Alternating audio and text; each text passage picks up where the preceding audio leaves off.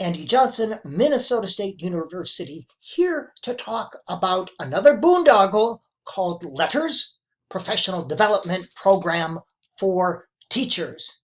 It is another for-profit boondoggle. Money should be spent more responsibly. It's an example of what we call shiny new thing syndrome.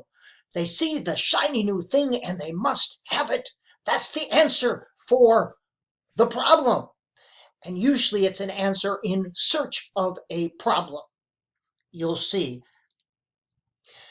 Senator Chamberlain, the Senate approves education bill to reverse Minnesota's declining reading.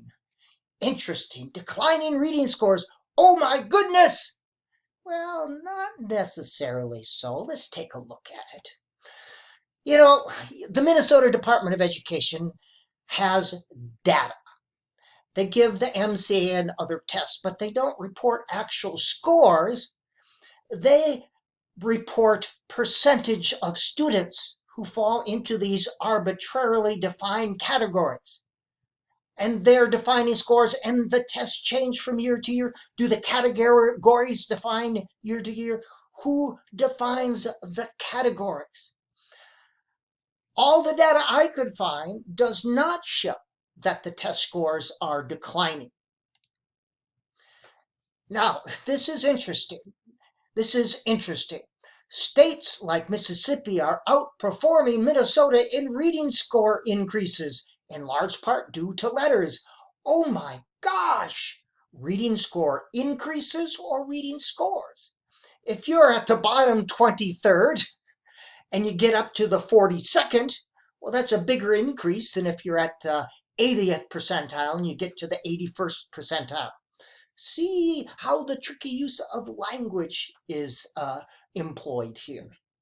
And due to the use of letters, Senator Chamberlain is isolating all the variables, and he has determined that it's because of letters that states like Minnesota are outperforming, like Mississippi, are outperforming Minnesota in reading score increases. Interesting. $30 million to provide all teachers with letters program, teacher development program. Think about that though. $30 million. What could that be better spent on? Breakfast for kids, smaller class sizes, real teacher professional development, books, teacher pay increases. These are things that actually affect or impact education. So here's the thing. Senator Chamberlain wants to call in for-profit experts because it's a shiny new thing and they're experts. But the state of Minnesota pays me and other literacy professors to be expert, to be curious, to be knowledgeable. Here are all the state universities in the Min-State system and the U of M system. Each one of these has literacy professors whose sole job is to keep up on the latest research and to synthesize this and to teach it. These are the literacy experts. Are you going to trust these at public institutions who don't have a profit motive? Or are you going to trust people who are trying to sell you stuff, who have a profit motive? Interesting. Now, the state of Minnesota, this is an example. They pay me to be curious. This is my Vita, and there's other people's with more impressive Vitas, but I just want to show you this, my professional focus. And I've been in education for 39 years, higher education for about almost 30 years now.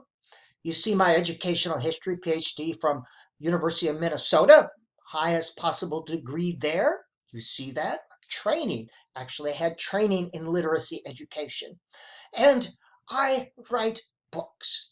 Now, with each chapter in the books I read, I must go out and synthesize the latest peer-reviewed literature and describe that in the way that my readers understand with each chapter. With each article that I write that gets published in blind peer-reviewed journal articles, I have to go out and synthesize the latest literature. What does the literature say about this topic?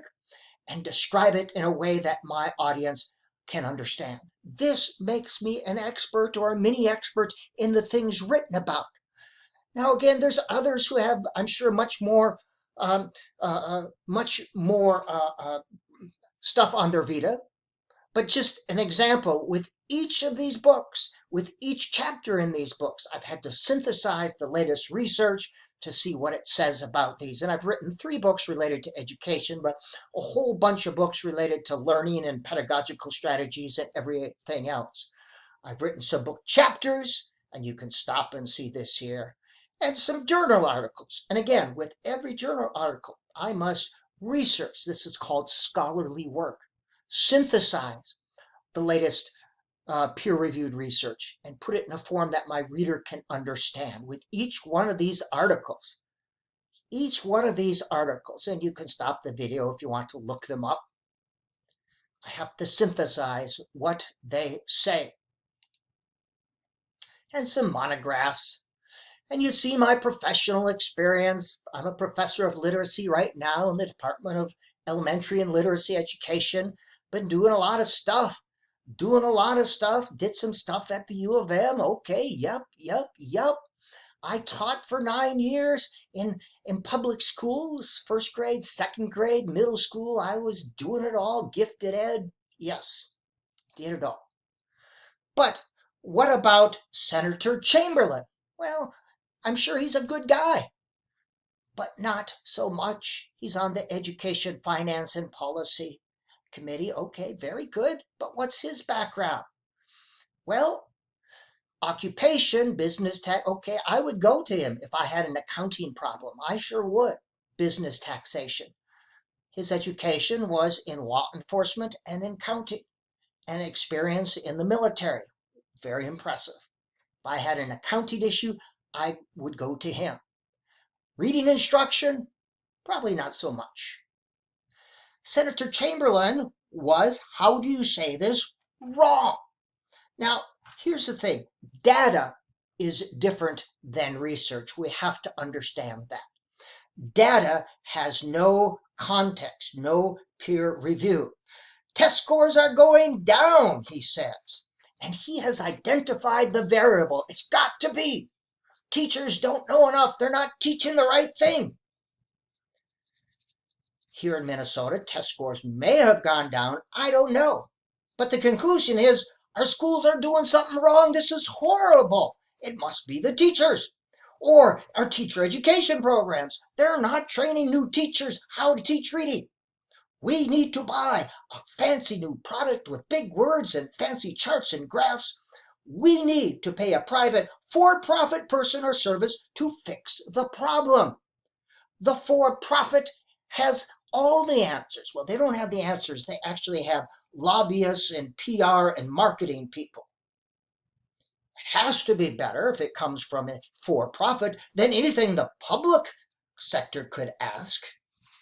So they say. Well, here's the thing. Test scores are going down. This is from the National Assessment of Educational Progress. This is federal scores, all right, federal test. They give the same test all over the nation. And this is grade 4, starting in 98 up to 2019 was the last year. So you see the nation, well, there's a gradual increase from 1998, and there's a little decrease from 17 to 19, and there's going to be natural fluctuation of scores here. That's natural. But we're a little above where we're at in 98. Not a decrease in scores, as they said. This is 4th grade. This is 8th grade. Again, Minnesota is above the national average. We're a little below where we were in 98, but you expect that. You expect to see fluctuations rise and falls. That's called normal.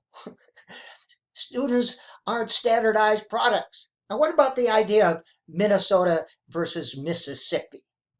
Notice how he worded it very sneakily. Greater increase in gain scores. Well, when we compare the actual scores on the same type of test, 98 Minnesota is in 4th grade, is always higher than Mississippi. 8th grade, same thing, always higher.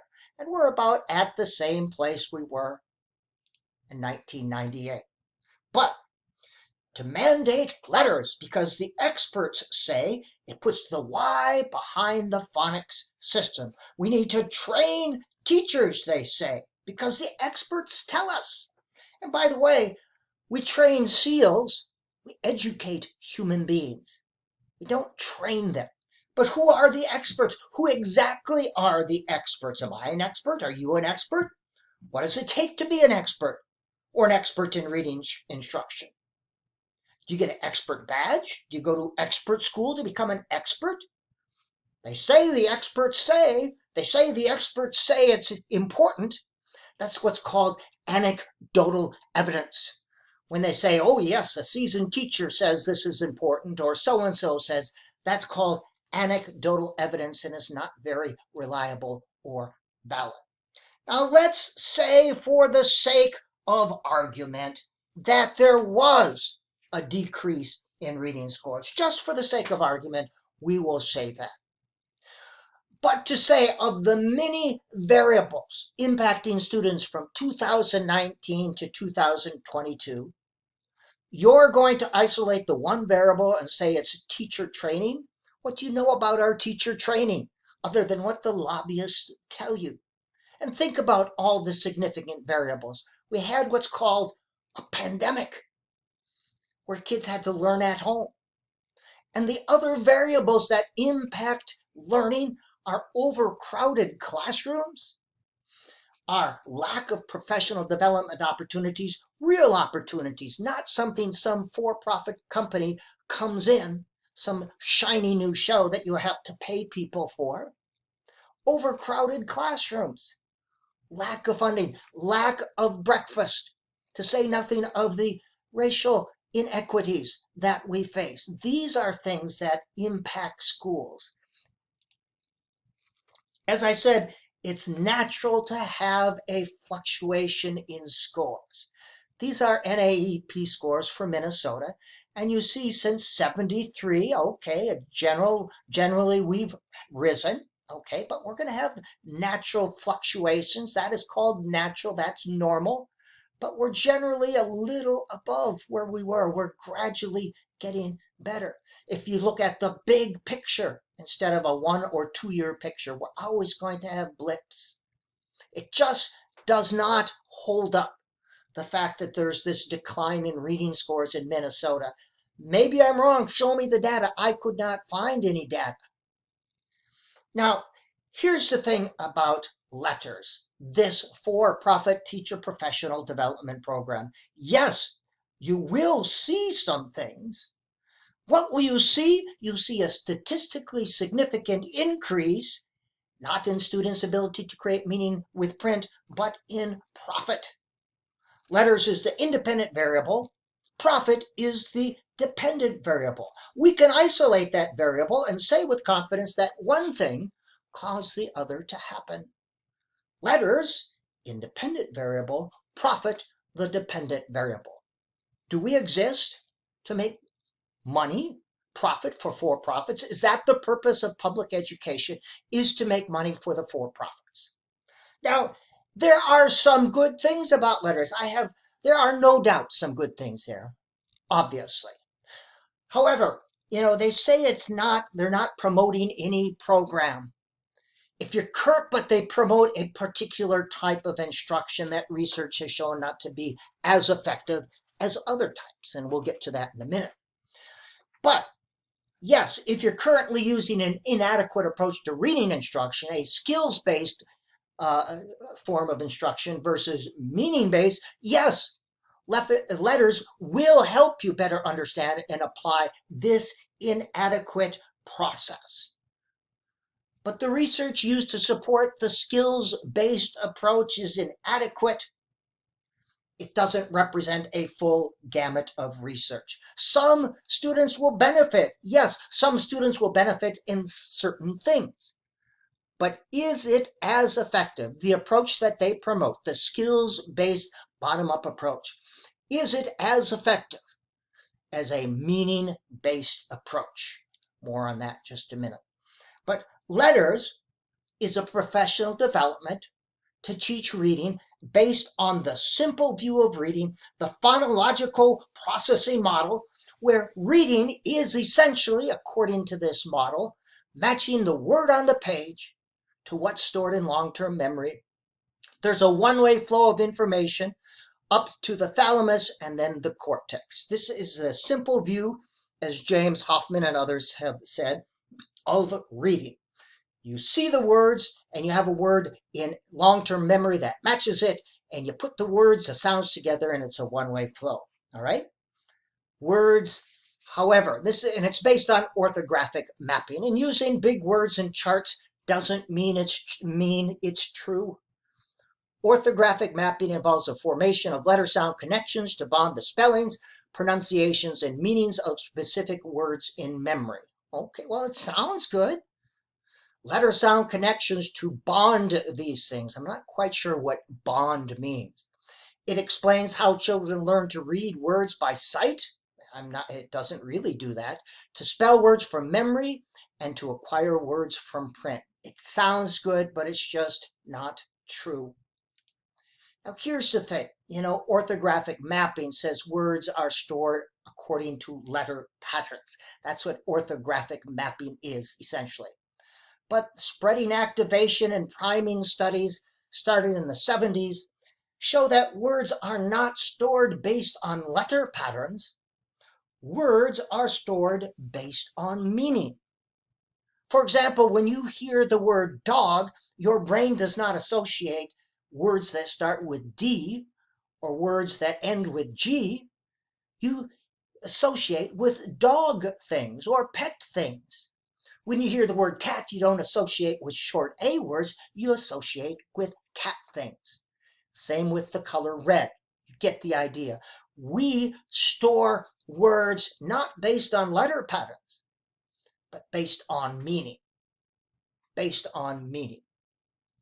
Now, the neurocognitive view of reading is a little bit more complex, a little more complicated when you try to understand it. But it actually makes more sense when you look at the wide spectrum of research, not just the very narrow view of research. Reading is not sounding out words or matching a word with something stored in long-term memory. Reading is creating meaning with print, not sounding out words. In the process of reading, there is a two-way flow of information. Neurocognitive research has showed this. More than 10 times the information is flowing from the cortex down to the thalamus than from the thalamus up to the cortex. Meaning, yes, we see the data on the page. It goes to the relay station in the brain, the thalamus, and then we process it using 3 cueing systems. The brain recognizes words, and I have demonstrated this in other places, and I have plenty of research to support this. It's in my book. I don't cite my sources in online videos. All right.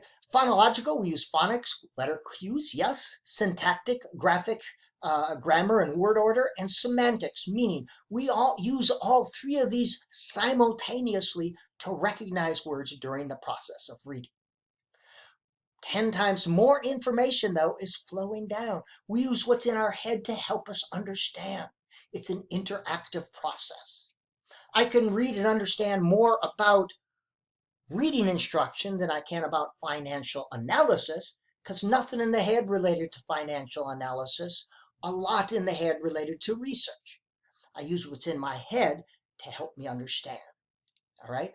So let's take a look at the 10 reasons Dr. Moats said why it's essential, literacy professional learning. We all know, we all think that professional learning is essential. No teacher preparation institution can create a finished teaching product in 3 semesters, even 3 years. It takes years to learn and to become a master teacher. That's why we have a need for continued professional development, real professional development, not the stuff you have to pay $1,545 for, but real professional development. She has these 10 reasons. I've done number 1. We're going to look at number 2 today. Letters is a professional learning course for instructors of reading, spelling, and related language skills. It provides educators with in-depth knowledge and tools that they can use with any reading program. So it says there's the cost. There's 10 modules, and I don't know if a course is a module. It doesn't really say. Additional cost, tuition. Okay, someone's making some money here. And by the way, if you go and look on their website, it's Lexus, and you can find letters there. It is essentially an infomercial disguised as research. There's very little research here. And when we break down, Dr. Moats has written a white paper, and I looked at everything I can related to letters. When you see the claims she's making and the citations used, you have to shake your head. I don't know which is scarier, that she doesn't know the difference when she cites these things, or she knows the difference and she cites them anyway. You'll get an example. But the literacy program is put together by the good Dr. Moats, and 10 reasons why it's essential. And we're going to look at part 2. Teachers matter more than programs. I agree with that. Adopting a good research-based curriculum is not enough. I agree with that. We're going to look at 4 big ideas, but absolutely, teachers matter more than programs. There's plenty of research to support this. We've known this for a long time. It's nothing new that teachers are the most significant variable in determining the quality of education, how much learning goes on. These are just some. I could cite you study after study after study. There's just too many of them. But if teachers are the most significant variable, riddle me this, Batman. Why do we try to teacher-proof the curriculum? Why do we have this thing called fidelity? Here's the program. You must follow the recipe exactly. If the teacher is the most important element, shouldn't the teacher be able to use his or her professional judgment? We want creative, intelligent teachers. Shouldn't we allow them to be creative and intelligent? But we insist, some insist, that you must follow the directions exactly and do it exactly what this reading program says. After all, these people in New York who designed the program, they know more about no, they don't know more about your students. Teachers know about their students. So a good teacher adopts and adapts. We cannot teacher-proof our curriculum. All right, so she says as well, adopting a good research-based curriculum is not enough. Absolutely.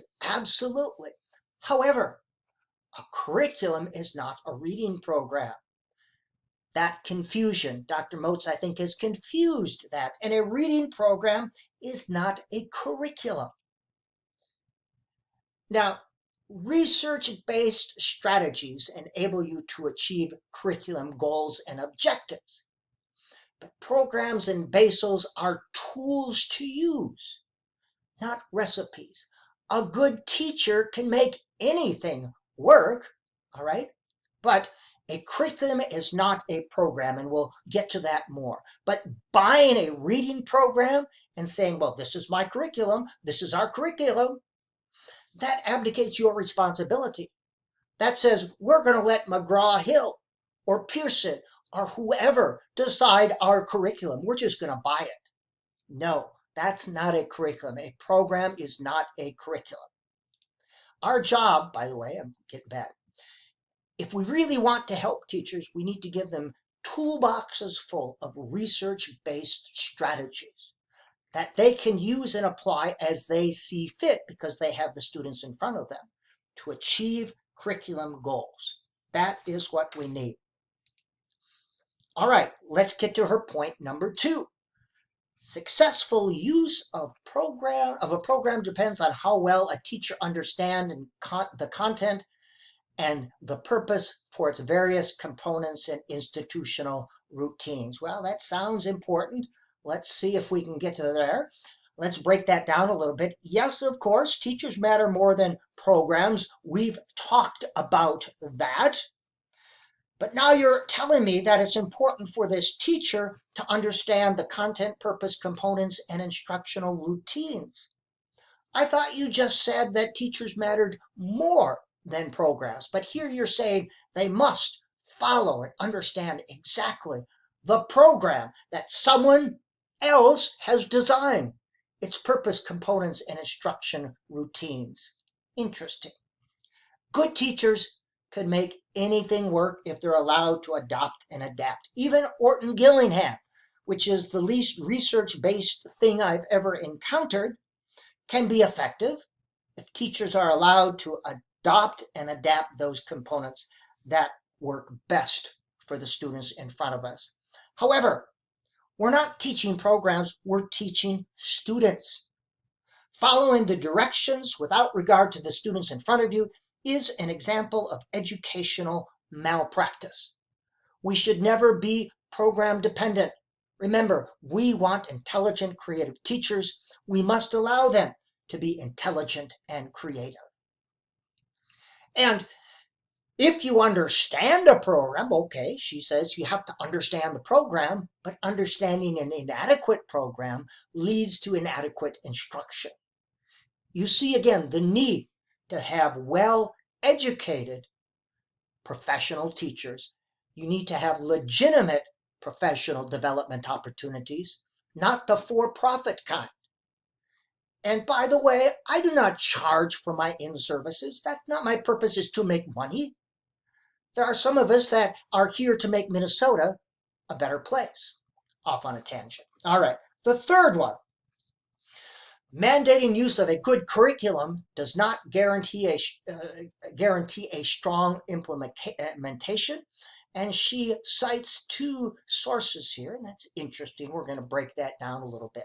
But again, a curriculum is not a reading program, and a reading program is not a curriculum. This is what a curriculum is in any area: a planned set of benchmarks, learning experience, and skills used to achieve a broader goal or broader goals. And it should be designed by teachers and schools based on or informed by the required academic standard. It should be planned by teachers. You know your community, you know your school, not program developers. Reading programs are not or should not be a curriculum. They are tools to get us towards specific goals. They should not be in. All right. Now, she cites this thing, and I'll get right back here. Mandating use of a good curriculum does not guarantee a strong implementation. You see these citations and you go, oh, that must be true. Look at that. 2 citations. Marge, would you come and look? We've got 2 gosh darn citations. That must be true and real because there's a citation there. Well, when you look at it, the first citation is an evaluation of California's Reading First initiative. And I won't get into the No Child Left Behind Act, but it was a $6 billion federal investment as part of No Child Left Behind, and it was involved for-profit entities. But research has shown that it has had little effect, and it's been discontinued. Now, this is a report. It is not research. It is not peer reviewed, but this is a citation, and you can go there yourself if you want. A report is not peer reviewed research. Blind peer review, where people look at your methodology. And the third author is Educational Data Systems. And again, this is a for-profit entity, software, online data collection, for-profit entity. They're there to make money. Nothing wrong with that. But let us get up front, put it up front. We are here to make money. So the lead author, okay, great, professor at Cal State, special education and counseling. Not really literacy, but okay, we'll go with that, okay. The second author, now this is interesting. He was a California Department of Education official, and you can kind of read there, and this is a picture of him. And if I wanted a producer, an award-winning writer, I would call on this guy to collect and analyze data related to reading. Probably not.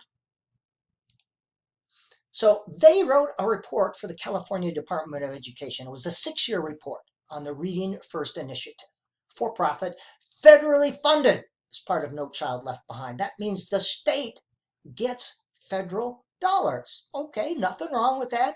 It's showing it didn't work. $6 billion wasted, could have been used to lower class sizes, make better teaching conditions.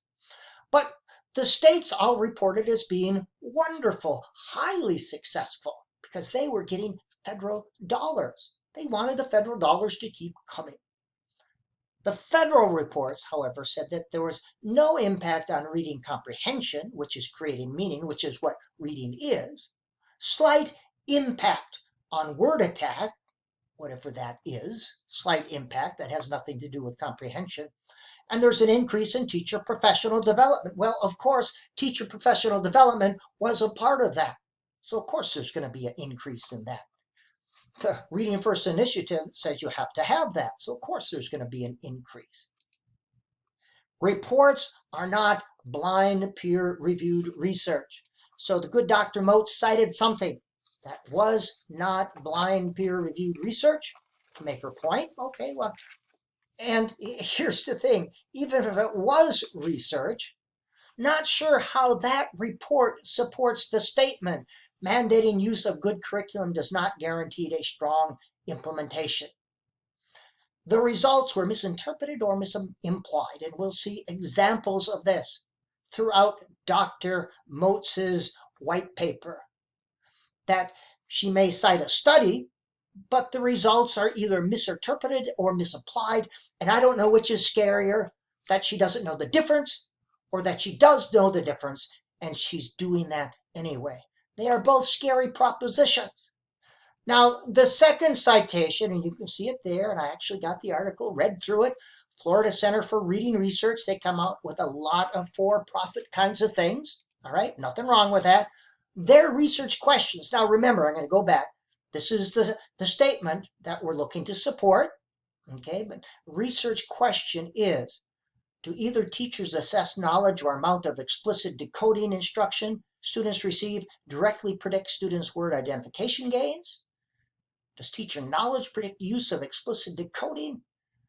Okay, well, that's the questions. All right, let's read the abstract, and this is what they found, this study. For students of more knowledgeable teachers, and how they determine that is highly suspect, I won't get into that, but they defined a certain small bit of knowledge that defined a knowledgeable teacher.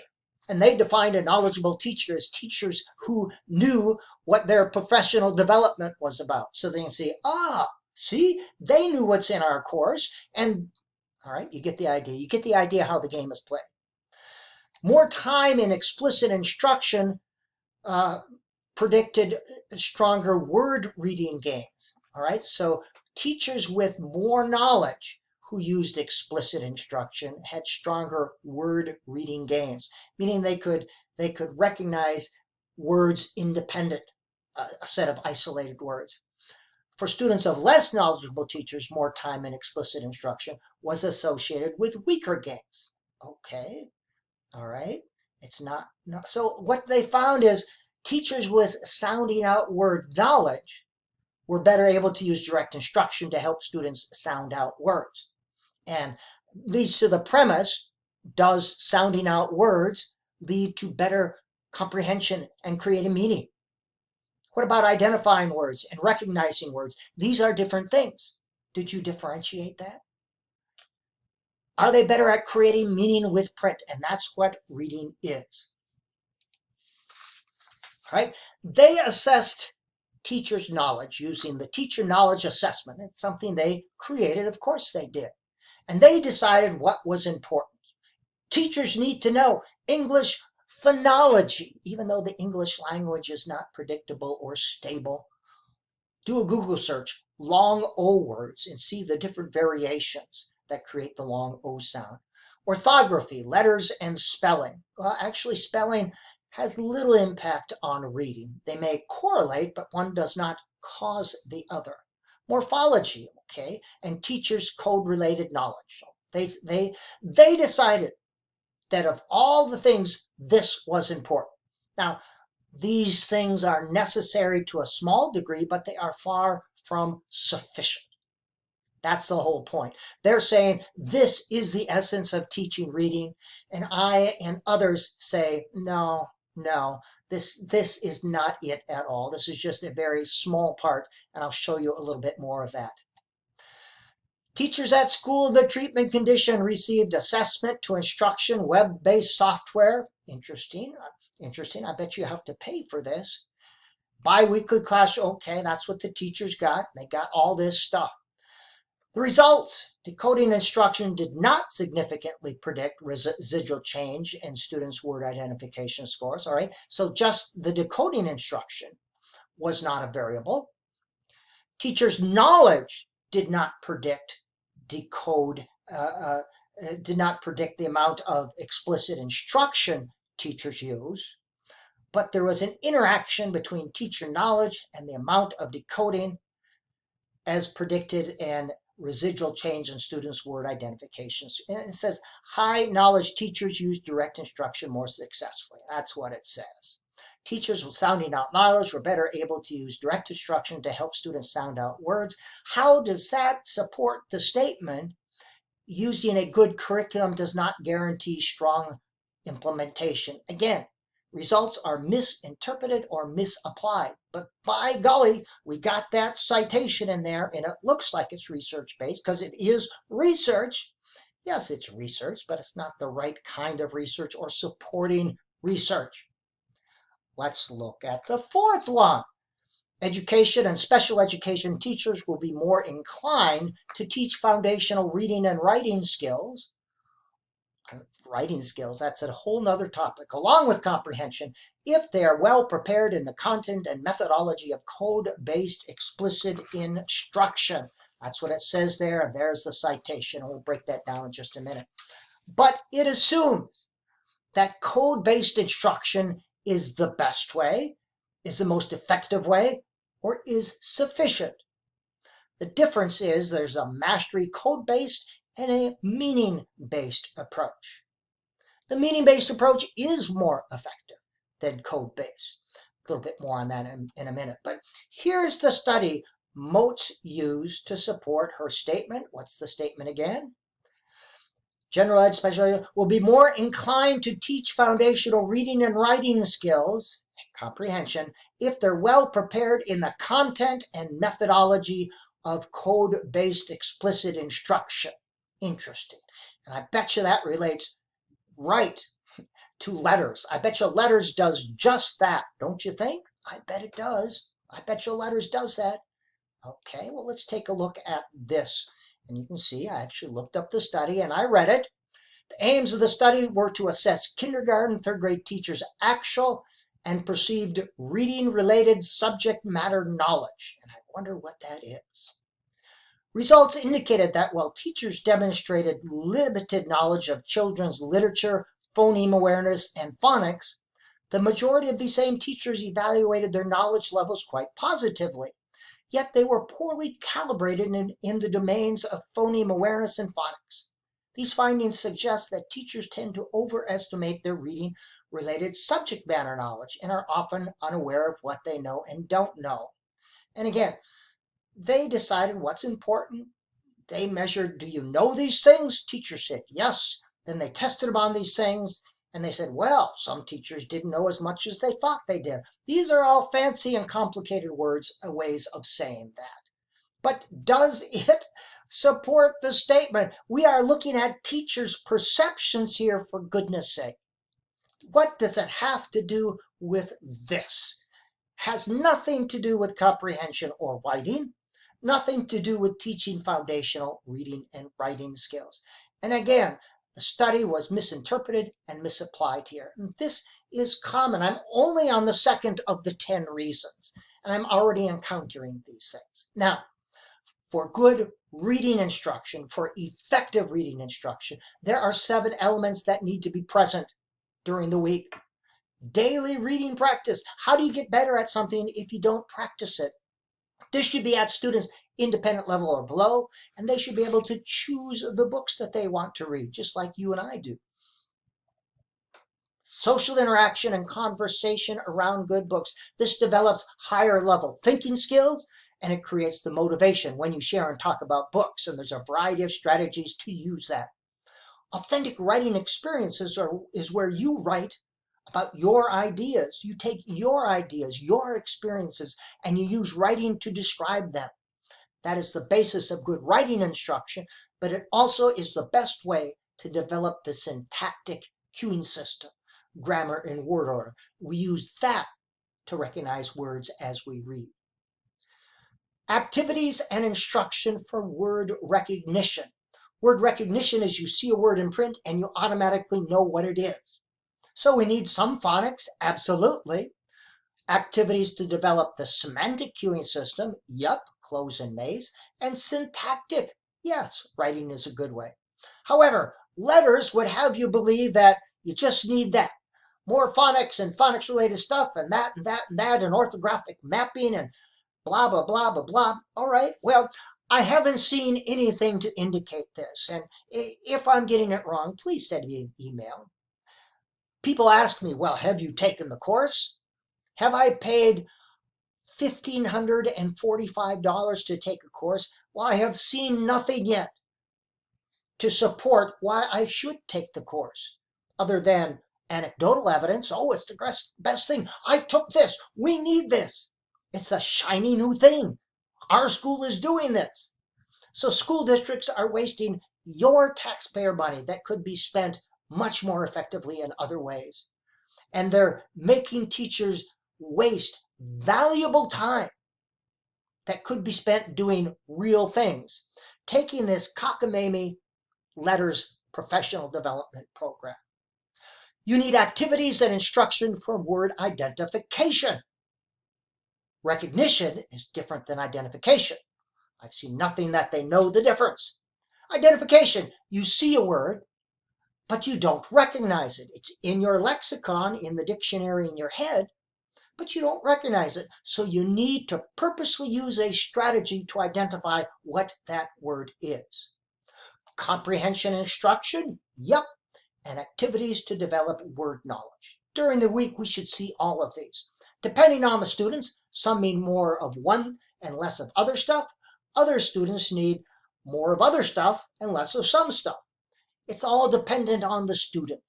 There is no one-size-fits-all program, and school districts continue to look for this. If we only had the right program, then our students would read. And that's just folly. That is just nonsense. But the for-profits sell you on this nonsense, and you waste the taxpayers' money when you buy into that. All right, it's another boondoggle. This has been part 2. There are 8 more to go.